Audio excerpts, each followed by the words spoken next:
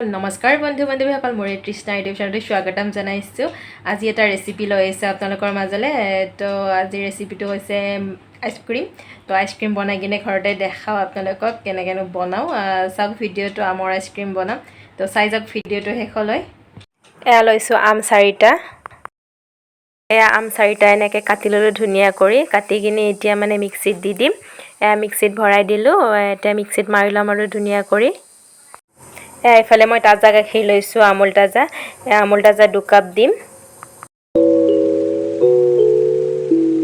এতিয়া ইয়াত চেনি 1 কাপ দি দিলোঁ, যিহেতু মিঠা থাকিবই আমত, চ' 1 কাপ চেনিয়ে দিলোঁ।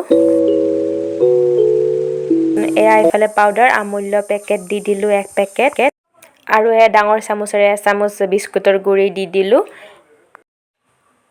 এতিয়া ভালদৰে মিক্স কৰি ল'ম ধুনীয়া কৰি। মিক্স কৰি কিনে দি দিলোঁ ডাঠ হ'বৰ কাৰণে অকণমান এনেকৈ মিক্স কৰি কিনে দিম। এইফালে গুড়ি কৰি লোৱা আমখিনি এইফালে ভালদৰে এনেকৈ গাখীৰখিনি উতলিবলৈ দিম। অকণমান ডাঠ হ'লে মানে নমাই দিলে হ'ল আৰু।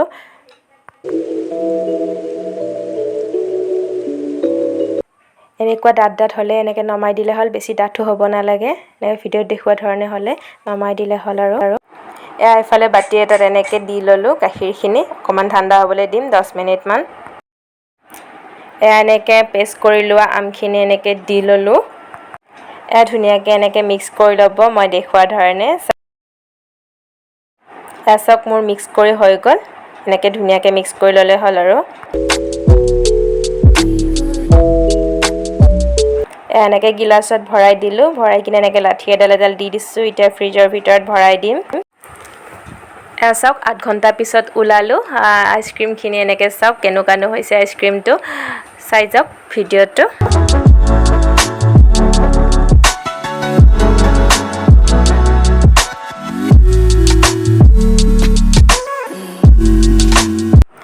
চাওক আইচক্ৰীম বিৰাটেই ধুনীয়া হৈছে দেখিবলৈ। তো চাওক আইচক্ৰীম ৰেডি। তো ভিডিঅ'টো ভাল পালে লাইক এটা কৰি দিব আৰু।